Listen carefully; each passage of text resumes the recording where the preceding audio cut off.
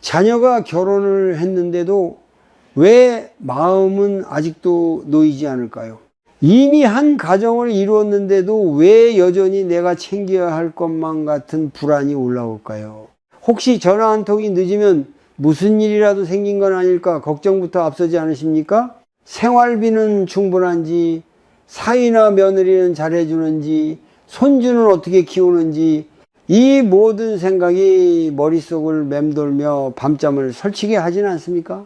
중년 이후에 부모에게 자식은 여전히 내 아이입니다. 아무리 나이가 들어도, 아무리 사회적으로 자리를 잡아도 부모의 눈에는 여전히 보호해야 할 존재처럼 보입니다. 그래서 우리는 말합니다. 걱정해서 하는 말이야. 다 너 잘 되라고 하는 거야. 하지만 한번 조용히 스스로에게 물어보십시오. 이 걱정은 정말 아이를 위한 것일까요? 아니면 내가 불안해서 붙잡고 있는 것일까요? 불교에서는 모든 것이 무상하다고 말합니다. 관계도, 역할도, 나의 자리도 끊임없이 변합니다. 부모라는 역할 역시 영원하지 않습니다. 아이를 키우던 시절의 부모와 결혼한 자녀를 둔 부모의 자리는 다릅니다. 그런데 우리의 마음은 그 변화를 쉽게 받아들이지 못합니다. 왜일까요? 그 안에는 집착이 있기 때문입니다. 자녀가 독립했다는 사실을 머리로는 알지만 마음은 여전히 과거에 머물러 있습니다. 내가 아니면 안 된다. 내가 챙겨야 한다. 이 생각이 반복될수록 불안은 더 커집니다. 혹시 모를 위험을 상상하고 아직 오지 않은 문제를 미리 걱정하며 스스로를 지치게 만듭니다. 특히 50대, 60대 이후에는 삶의 중심이 점점 자녀에게 더 쏠리기 쉽습니다. 일에서 물러나고 사회적 역할이 줄어들수록 자식의 삶이 곧 나의 삶처럼 느껴집니다. 그래서 자녀의 경제 문제, 부부 갈등, 손주 교육까지 마음이 계속 개입하게 됩니다. 그러나 그 과정에서 우리는 놓치고 있는 것이 있습니다. 걱정은 사랑과 닮았지만 때로는 통제 욕구에서 시작됩니다. 내가 예상한 길로 가야 안심이 되고 내가 생각한 기준에 맞아야 마음이 놓입니다. 그 기준에 벗어나면은 불안이 올라옵니다. 그 불안을 잠재우기에 조언하고 간섭하고 때로는 대신 해결해 주려고 합니다. 하지만 이것이 반복되면 어떤 일이 생길까요? 자녀는 점점 부담을 느끼기 시작합니다. 부모님이 실망하지 않을까, 또 뭐라고 하시지 않을까, 이런 생각이 쌓이면 대화는 줄어들고 솔직함은 사라집니다. 우리는 더 걱정하게 되고 자녀는 더 멀어집니다. 불교에서 말하는 고는 집착에서 시작됩니다. 붙잡고 놓지 못할 때 괴로움이 생깁니다. 자녀를 사랑하기에 걱정하는 것이지만 그 사랑에 집착이 섞이면 서로에게 짐이 됩니다. 이 시점에서 우리는 스스로에게 물어야 합니다. 내가 계속 붙잡고 있는 것은 자녀일까요? 아니면 부모로서의 나일까요? 아이를 돌보며 살아온 수십 년의 시간, 그 역할이 나의 정체성이 되었을지도 모릅니다. 그래서 그 역할이 줄어드는 것이 두렵고 쓸모없어질까 불안한지도 모릅니다. 하지만 자녀가 한 가정을 이룬 순간 이미 인생의 방향은 달라졌습니다. 그들의 삶은 그들 스스로의 선택과 책임 위에 놓여야 합니다. 우리가 계속 앞에 서 있으면 아이는 자신의 발로 걷는 힘을 온전히 쓰지 못합니다. 그렇다면 앞으로 5년, 10년 뒤를 상상해 보십시오. 지금처럼 모든 일에 마음을 얹고 끊임없이 개입하고 밤마다 걱정 속에 잠드는 삶을 계속 이어간다면 어떤 모습일까요? 과연 그것이 평안일까요? 아니면 서서히 지쳐가는 길일까요? 이 질문을 가볍게 넘기지 마십시오.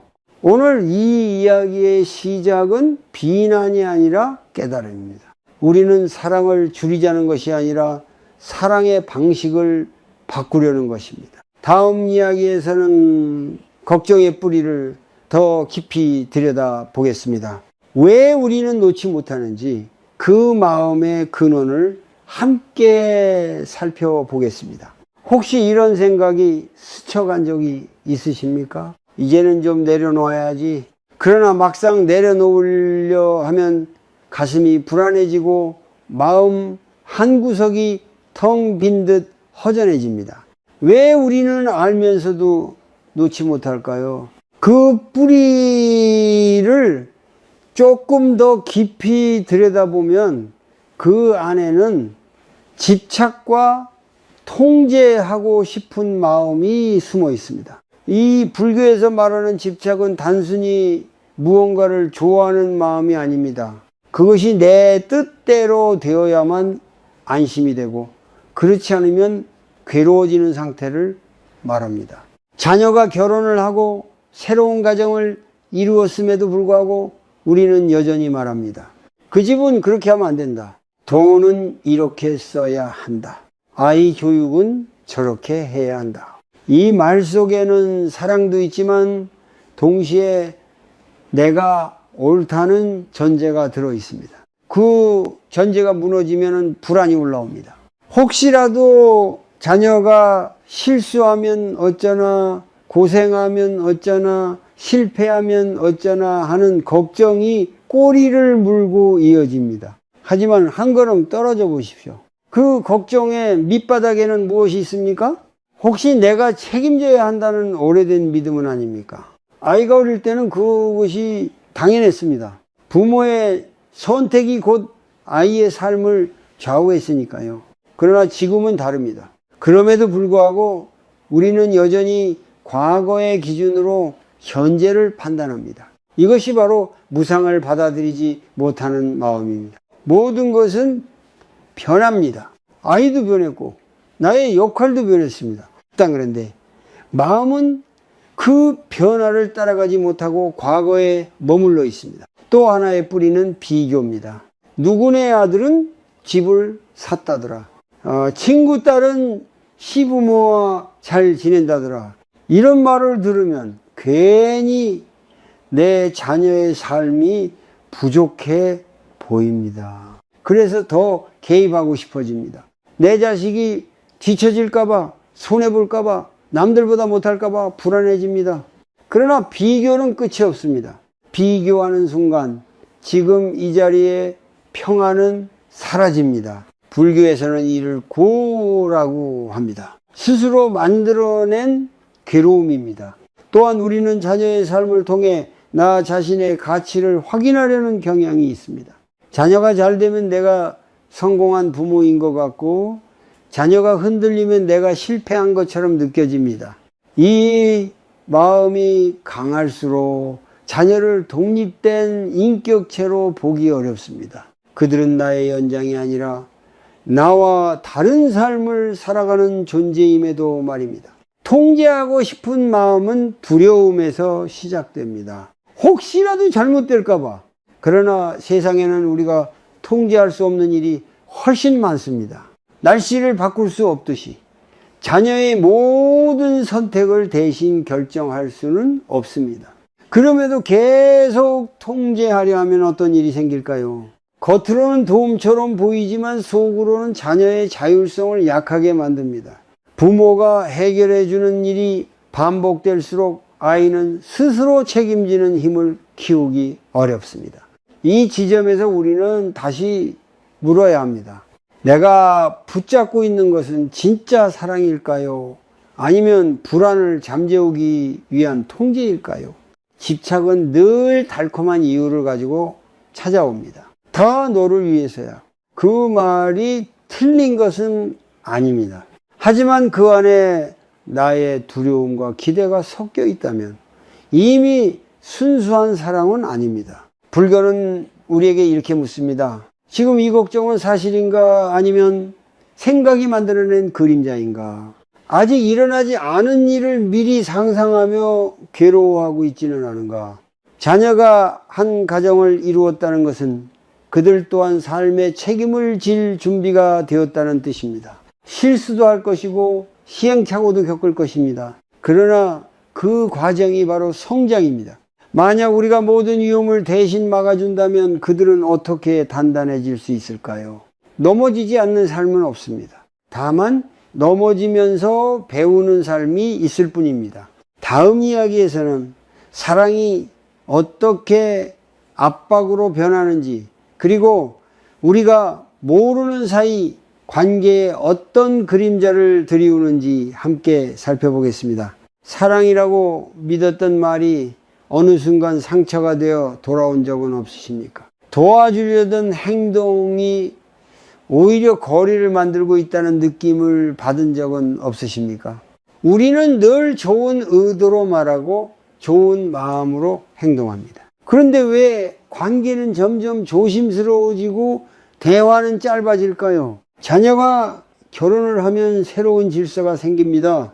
그 가정에는 그들만의 방식과 규칙이 만들어집니다. 그런데 부모가 계속 그 안으로 들어가 방향을 제시하려 하면은 보이지 않는 긴장이 생깁니다. 예를 들어 보겠습니다. 며느리가 아이를 키우는 방식을 보며 요즘은 왜 그렇게 하니? 라고 묻는 한마디, 사위의 소비 습관을 보며 그건 낭비 아니냐고 던지는 조언, 생활비가 빠듯해 보이면 말없이 돈을 보내며 이건 받아라 라고 하는 행동, 이 모든 것이 사랑일 수 있습니다. 하지만 듣는 사람의 마음에서는 다르게 해석될 수도 있습니다. 우리를 믿지 못하는 걸까? 아직도 아이 취급을 하는 걸까? 이런 생각이 쌓이면은 관계는 점점 위축됩니다. 불교에서 말하는 고는 외부에서 오는 것이 아니라 집착에서 비롯됩니다. 우리는 자녀가 안정되기를 바라고 잘 되기를 바랍니다. 그 기대가 강할수록 자녀의 선택이 내 기준과 다를 때 마음이 불편해집니다. 그 불편함을 해소하기 위해 말을 보태고 행동을 더합니다.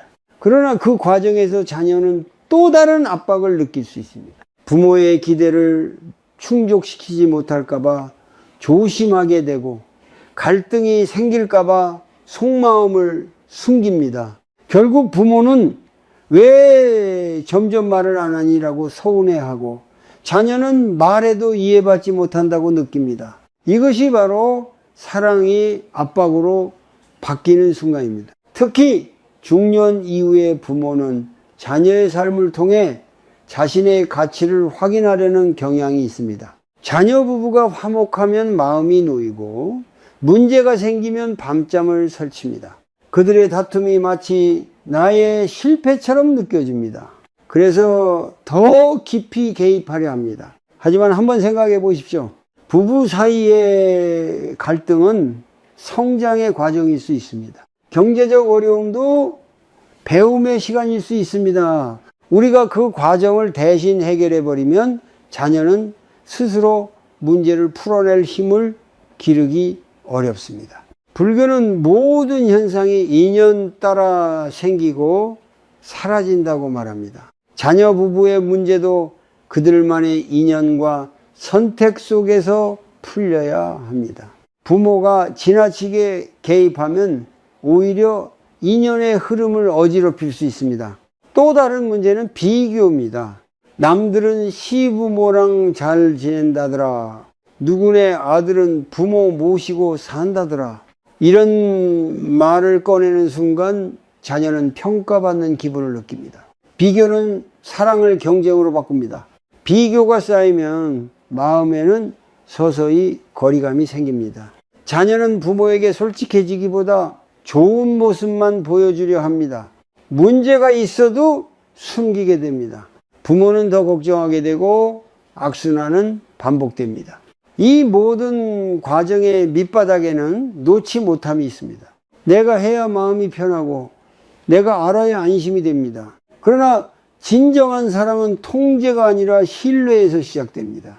여기서 잠시 멈춰 보십시오. 최근에 자녀에게 했던 말 중 혹시 조언이라는 이름으로 판단을 담은 말은 없었습니까? 내가 너라면 이렇게 했을 텐데. 그 말이 혹시 자녀의 선택을 부정하는 신호는 아니었을까요? 집착은 상대를 묶고 동시에 나도 묶습니다. 자녀의 삶이 흔들릴까봐 불안한 만큼 나의 마음도 함께 흔들립니다. 이것이 괴로움입니다. 사랑은 붙잡는 힘이 아니라 지켜보는 힘일지도 모릅니다. 지켜본다는 것은 무관심이 아니라 믿어주는 태도입니다. 자녀가 실수하더라도 그 경험을 통해 단단해질 것을 믿는 마음입니다. 다음 이야기에서는 우리가 왜 여전히 과거의 시선으로 자녀를 바라보는지, 그리고 무상을 받아들이는 것이 왜 중요한지 함께 생각해 보겠습니다. 왜 우리는 이미 어른이 된 자녀를 여전히 어린아이처럼 바라볼까요? 사진 속에 남아있는 그 작은 얼굴이 마음속에서 아직도 지워지지 않기 때문은 아닐까요?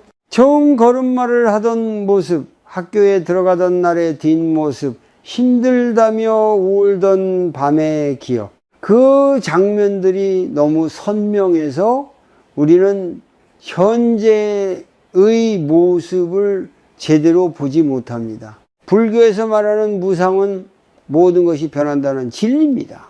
아이였던 존재는 자라고 부모였던 나는 늙어갑니다. 환경도 관계도 생각도 끊임없이 바뀝니다. 그런데 우리의 마음은 과거의 한 지점에 머물러 현재를 재단합니다. 자녀가 결혼을 했다는 것은 하나의 큰 전환입니다. 이제는 누군가의 배우자이고 누군가의 부모일 수 있습니다. 그들에게는 그들만의 책임과 선택이 생겼습니다. 그런데 우리는 여전히 내가 보호해야 할 아이라는 시선으로 바라봅니다. 이 시선이 나쁘다는 뜻은 아닙니다. 그 안에는 깊은 애정이 담겨 있습니다. 그러나 무상을 받아들이지 못하면 애정은 집착으로 변하기 쉽습니다. 예를 들어 보겠습니다. 자녀가 직장을 옮기겠다고 할 때 우리는 먼저 불안해집니다. 괜히 안정된 직장을 왜 그만두니? 자녀 부부가 독립적인 결정을 할 때도 마음이 복잡해집니다. 우리랑 상의도 안 하고. 하지만 생각해 보십시오. 우리가 젊었을 때도 부모의 기대와는 다른 선택을 했던 순간이 있지 않았습니까? 그때 우리는 누군가의 허락이 아니라 스스로의 판단으로 움직이고 싶어 했습니다. 무상을 받아들이는 것은 단순히 변화를 인정하는 것이 아닙니다.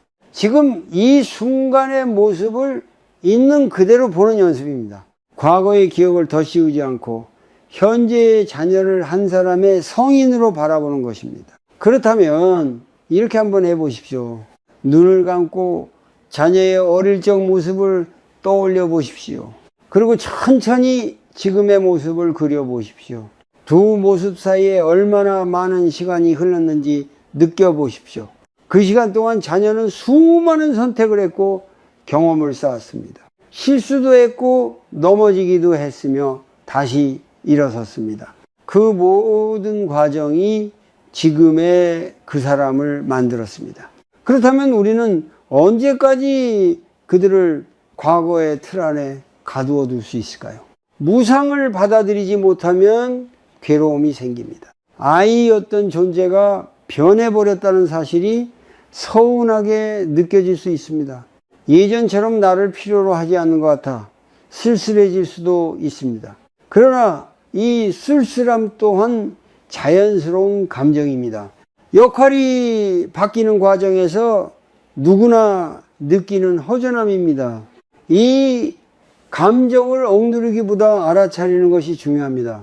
아, 내가 지금 서운하구나. 내 자리가 줄어든 것 같아. 아쉽구나. 이렇게 스스로 인정해 보십시오. 그 순간 마음은 조금 부드러워집니다. 자녀가 변한 것이 아니라 세월이 흘렀을 뿐입니다. 그리고 그 흐름 속에서 우리는 새로운 역할을 배워야 합니다. 앞에 서서 이끄는 사람이 아니라 뒤에서 지켜보는 사람이 되는 법을 말입니다.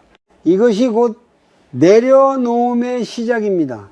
억지로 끊어내는 것이 아니라 자연스러운 변화를 받아들이는 태도, 무상을 인정할 때 비로소 집착은 조금씩 힘을 잃습니다. 다음 이야기에서는 그 내려놓음을 실제로 어떻게 연습할 수 있는지 간단하지만 깊은 실천을 함께 나누어 보겠습니다. 혹시 지금 이 순간에도 자녀 생각이 떠오르고 있지 않으십니까? 말로는 내려놓겠다고 하지만 마음은 여전히 걱정의 목록을 만들고 있지는 않습니까? 그렇다면 오늘은 아주 짧은 연습을 함께 해보겠습니다. 길지 않습니다. 단 3분이면 충분합니다. 먼저 조용한 자리에 앉으십시오. 허리를 너무 굳게 세우려 애쓰지 말고 편안하게 앉으십시오. 눈을 감거나 시선을 아래로 두십시오. 그리고 천천히 숨을 들이마십니다. 들이마실 때 속으로 알아차립니다. 지금 숨을 들이마신다. 내쉴 때도 알아차립니다. 지금 숨을 내쉰다. 이렇게 3번만 반복해 보십시오. 생각이 올라오면은 억지로 밀어내지 마십시오. 그저 알아차립니다. 아, 또 걱정이 올라오는구나. 불교에서 말하는 정념, 즉 알아차림은 생각을 없애는 것이 아닙니다.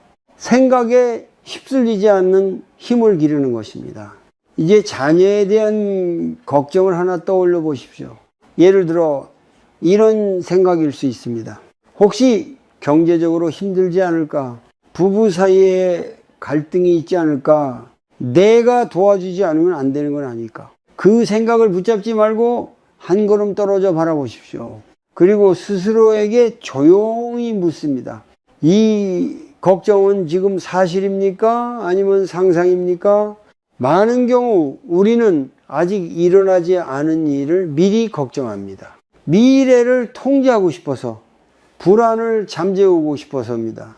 그러나 통제할 수 없는 것을 붙잡으려 할수록 마음은 더 피곤해집니다. 이제 다시 숨으로 돌아옵니다. 들이마시고 내쉬고 숨은 늘 현재에 있습니다. 과거에도 없고 미래에도 없습니다. 걱정은 대부분 과거나 미래에서 옵니다. 과거의 기억을 붙잡거나 미래를 미리 그려보며 불안해합니다. 그러나 지금 이 순간 당장 해결해야 할 일이 있는지 차분히 살펴보십시오. 대부분은 없습니다. 이것을 자주 연습하면 마음은 조금씩 달라집니다. 걱정이 올라와도 바로 반응하지 않고 한번 멈추게 됩니다. 그 멈춤이 바로 지혜의 시작입니다. 이제 한 가지를 더 해보겠습니다. 자녀의 얼굴을 떠올리며 속으로 이렇게 말해 보십시오. 나는 너를 믿는다. 네가 너의 삶을 잘 살아갈 힘이 있음을 안다. 이 말은 자녀에게 직접 하지 않아도 괜찮습니다. 내 마음속에서 먼저 이루어져야 할 선언입니다. 우리는 그동안 내가 해줘야 한다는 생각이 익숙해져 있었습니다. 그러나 이제는 조금씩 바꿔야 합니다. 나는 지켜보고 필요할 때만 돕는다. 돕는 것과 대신 해결하는 것은 다릅니다. 도움은 요청이 있을 때 손을 내미는 것이고 대신 해결하는 것은 상대의 자리를 빼앗는 것입니다. 3분의 짧은 호흡이지만 이 안에는 큰 전환이 담겨 있습니다. 내가 모든 것을 책임져야 한다는 생각에서 벗어나 각자의 삶을 존중하는 태도로 옮겨가는 연습입니다. 걱정이 완전히 사라지지는 않을 것입니다. 부모의 마음은 원래 그렇습니다. 그러나 걱정에 끌려다니지 않는 것, 그것이 중요합니다. 이 작은 연습을 하루에 한 번이라도 해보십시오. 밤에 잠들기 전 전화기를 내려놓고 3분만 앉아 보십시오. 그 시간은 자녀를 위한 시간이 아니라 나를 위한 시간입니다. 다음 이야기에서는 내려놓음이 결코 무관심이 아니라는 점, 그리고 어떻게 사랑을 지혜롭게 표현할 수 있는지 함께 살펴보겠습니다. 혹시 내려놓는다는 말을 들으면 마음 한켠이 불편해지지 않으십니까? 그럼 모른 척 하라는 건가? 힘들어도 도와주지 말라는 건가? 이런 생각이 먼저 올라올지도 모릅니다. 그래서 오늘은 분명히 짚고 넘어가야 합니다. 부처님이 말씀하신 노음은 외면이 아닙니다. 차갑게 등을 돌리는 것도 아닙니다.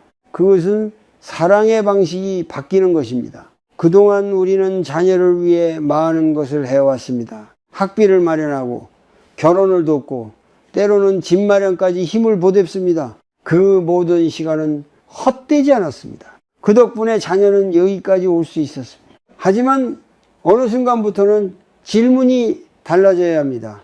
내가 무엇을 더 해줄 수 있을까가 아니라 이제는 무엇을 줄여야 할까로 말입니다.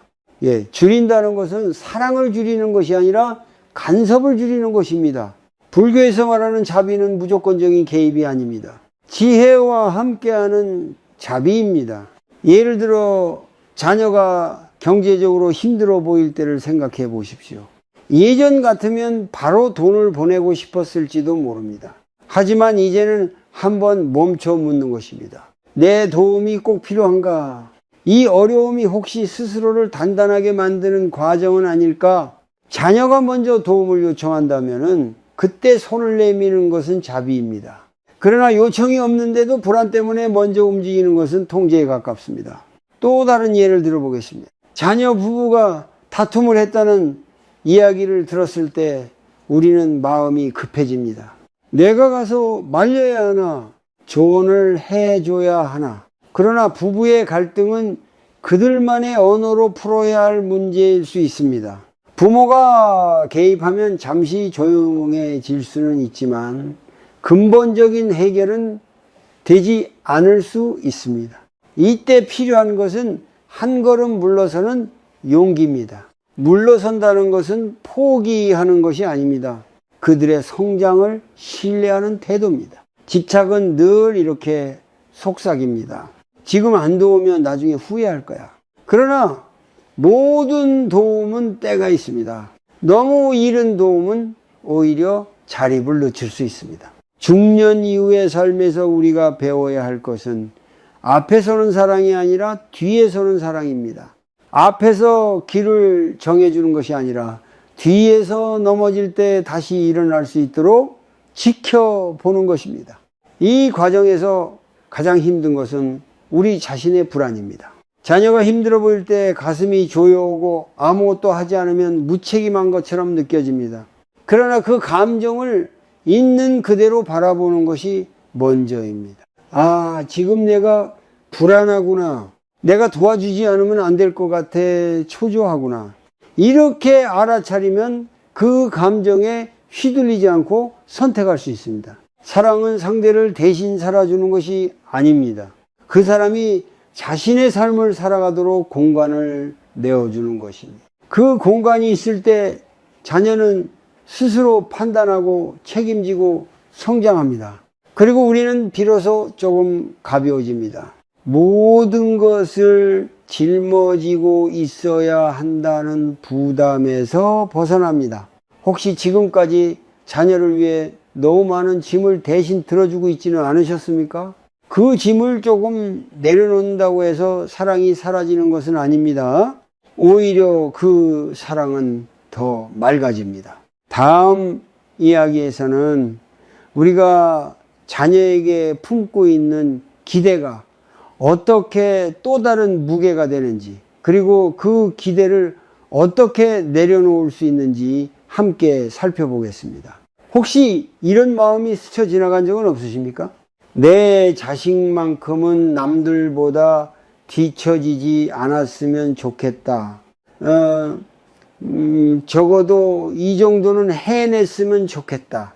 겉으로는 걱정처럼 보이지만은 그 안에는 조용한 기대가 숨어 있습니다. 기대는 사랑과 아주 비슷한 얼굴을 하고 있습니다. 그래서 우리는 그것을 쉽게 알아차리지 못합니다.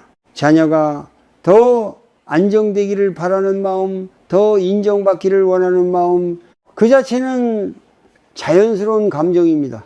그러나 기대가 강해질수록 마음은 점점 조급해집니다. 자녀가 내 기준에 맞지 않는 선택을 하면 실망이 올라오고 남들과 비교되는 순간 괜히 마음이 무거워집니다. 불교에서는 비교에서 비롯되는 마음을 괴로움의 씨앗이라고 합니다. 비교하는 순간 현재의 삶은 온전히 보이지 않습니다. 항상 누군가와 나란히 세워지고 점수가 매겨집니다. 예를 들어 보겠습니다. 친구 모임에서 이런 이야기를 들었다고 해봅시다. 우리 아들은 벌써 집을 장만했어. 딸은 시부모랑 같이 살면서 효도하고 있어. 그 말을 듣는 순간 괜히 내 자녀의 삶이 부족해 보일 수 있습니다. 그래서 집에 돌아와 무심코 말합니다. 요즘 집값 오른다는데 너희는 계획 없니? 부모한테 자주 찾아오는 게 도리 아니냐? 이 말 속에는 걱정도 있지만 비교에서 비롯된 압박도 섞여 있습니다. 자녀는 그것을 느낍니다. 말로 설명하지 않아도 그 기운은 전해집니다. 기대는 때로 자녀의 어깨 위에 보이지 않는 짐이 됩니다. 부모를 실망시키지 않기 위해 억지로 선택을 하거나 힘든 상황을 숨기기도 합니다. 이 지점에서 우리는 정직하게 물어야 합니다. 나는 정말 자녀의 행복을 바라는가? 아니면 잘 키운 부모로 보이고 싶은 나의 마음을 지키려는가? 자녀의 성공이 곧 나의 성공처럼 느껴지고 자녀의 실패가 곧 나의 실패처럼 느껴진다면 이미 우리는 자녀의 삶을 통해 나 자신을 평가하고 있는지도 모릅니다. 이 또한 집착입니다. 자녀를 통해 나의 가치를 확인하려는 집착입니다. 그러나 자녀는 나의 연장이 아닙니다. 그들은 나와 다른 성향을 가지고 있고 나와 다른 길을 걸어갈 존재입니다. 불교에서 말하는 자비는 상대를 있는 그대로 존중하는 태도입니다.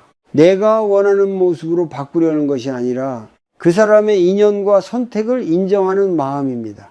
기대를 내려놓는다는 것은 아무것도 바라지 않는다는 뜻이 아닙니다. 다만 조건을 줄이는 것입니다. 이렇게 해야 사랑받는다는 조건을 놓는 것입니다. 오늘 한 가지를 연습해 보십시오. 자녀를 떠올리며 이렇게 속으로 말해 보십시오. 나는 네가 어떤 선택을 하더라도 너를 존중한다. 네 인생은 네 것이다. 처음에는 어색할 수 있습니다. 그러나 이 문장을 반복할수록 마음의 긴장이 조금씩 풀립니다. 기대가 줄어들면 관계는 더 부드러워집니다. 자녀는 평가받는 대상이 아니라 함께 대화할 수 있는 존재가 됩니다. 혹시 지금까지 자녀에게 던졌던 말 중에 사랑이라는 이름으로 기대를 강요한 순간은 없었는지 돌아보십시오. 그것을 알아차리는 것만으로도 이미 변화는 시작됩니다. 다음 이야기에서는 자녀가 실제로 어려움에 처했을 때 우리는 어디까지 도와야 하는지, 그 경계를 어떻게 세울 수 있는지 함께 생각해 보겠습니다. 자녀가 정말로 어려움에 처했을 때 우리는 어디까지 도와야 할까요? 이 질문 앞에서 많은 부모가 흔들립니다. 말로는 이제는 너희가 알아서 해야지 라고 하지만 막상 힘들다는 소식을 들으면 가슴이 무너집니다. 특히 경제적인 문제나 부부 갈등처럼 현실적인 어려움이 생기면 부모의 마음은 더욱 급해집니다. 예를 들어 자녀가 사업에 실패해 빚을 졌다고 가정해 보겠습니다. 전화기 너머로 들려오는 무거운 목소리, 한숨 섞인 말투. 그 순간 우리는 이미 결정을 내려버립니다. 내가 해결해 줘야겠다. 통장 잔고를 확인하고 퇴직금을 생각하고 심지어 노후 자금까지 흔들릴 수 있습니다. 왜냐하면 자녀의 고통을 보는 것이 내 고통보다 더 힘들기 때문입니다. 그러나 여기서 반드시 한번 멈춰야 합니다. 지금 내가 하려는 선택은 자녀를 위한 것인가? 아니면 내 불안을 잠재우기 위한 것인가?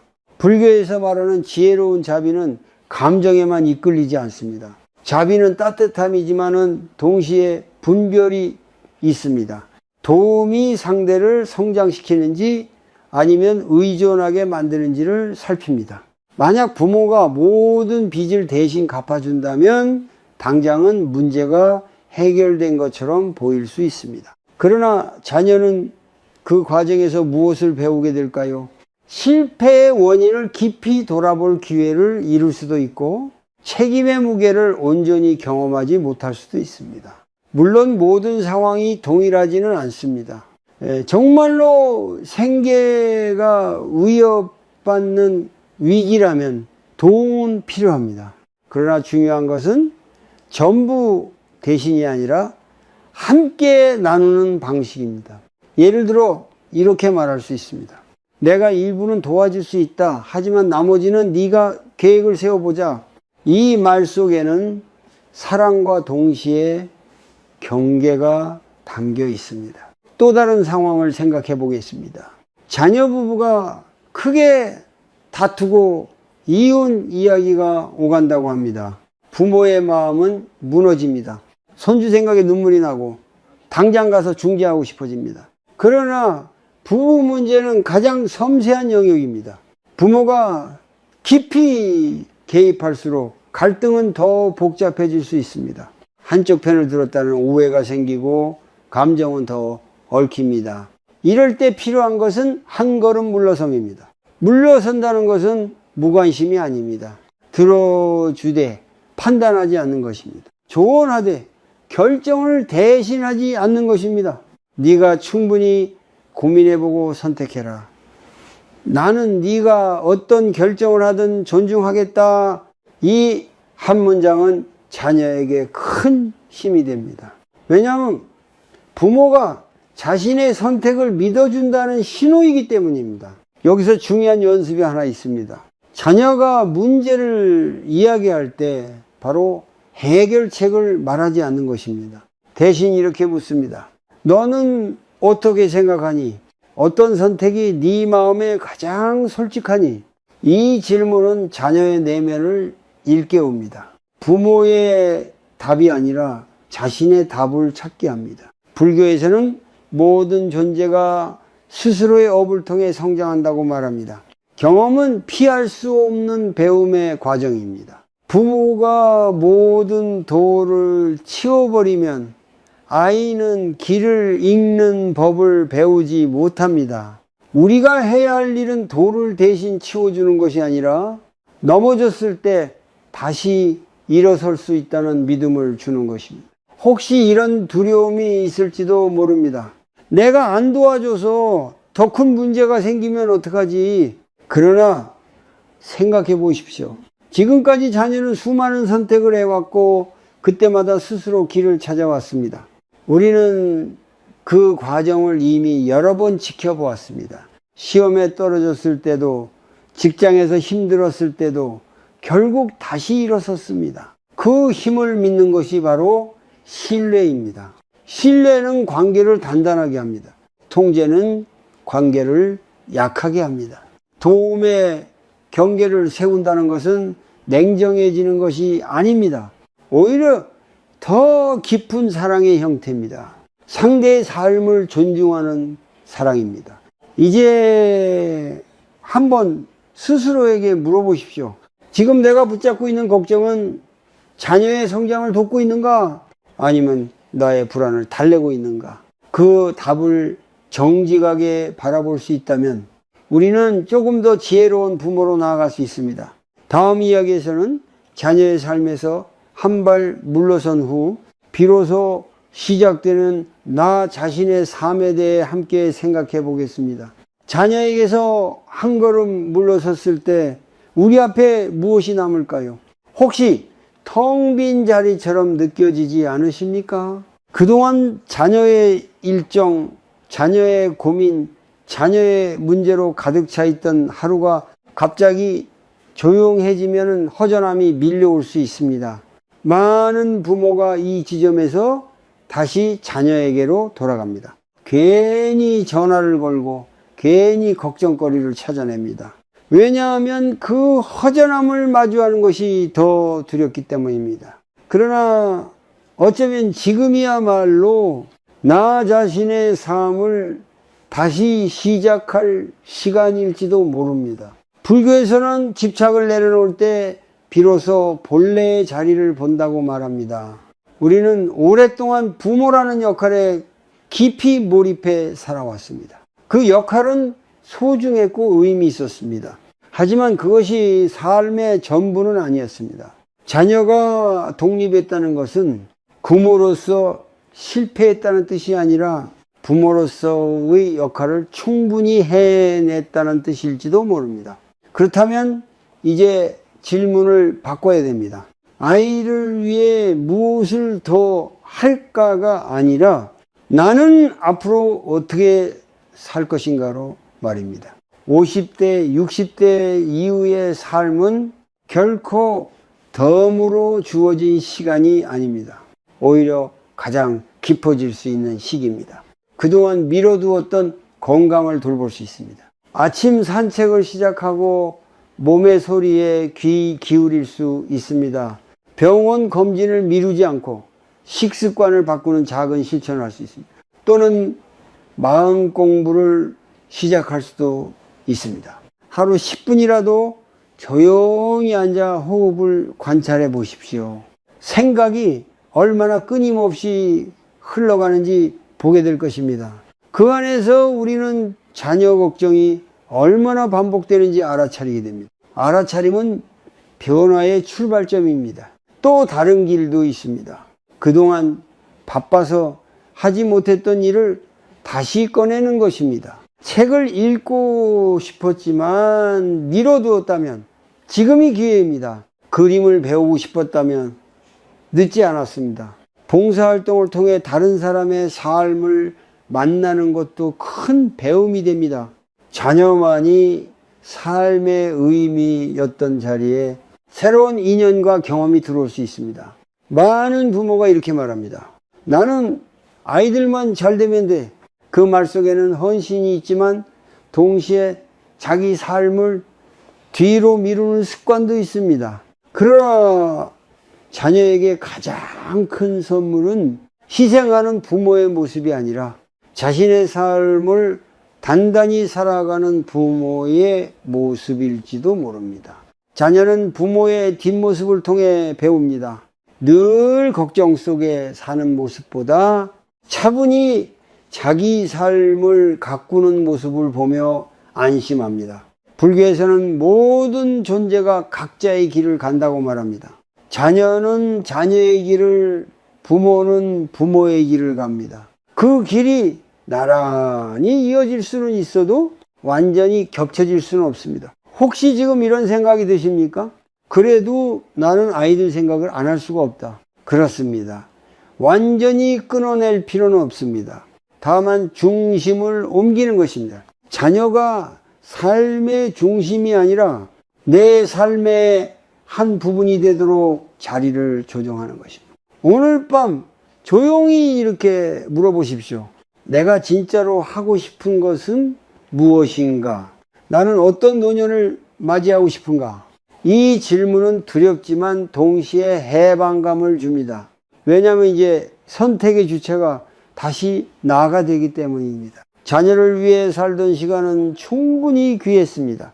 이제는 나를 위해 사는 시간이 시작될 수 있습니다. 그때 자녀와의 관계도 달라집니다.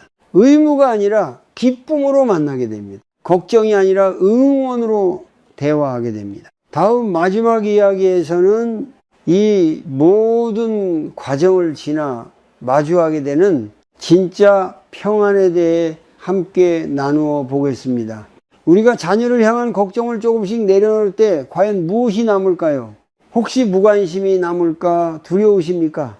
아니면 관계가 멀어질까 걱정되십니까? 그러나 이상하게도 집착을 덜어낼수록 마음에는 더 잔잔한 평안이 자리 잡습니다. 붙잡고 있을 때는 늘 긴장이 함께 있었지만 놓아보니 비로소 숨이 깊어집니다. 불교에서 말하는 내려놓음은 포기가 아닙니다. 모든 것이 무상하다는 사실을 인정하는 태도입니다. 자녀도 나도 이 관계도 끊임없이 변합니다. 그 변화를 거스르지 않고 흐름에 맡길 때 괴로움은 줄어듭니다.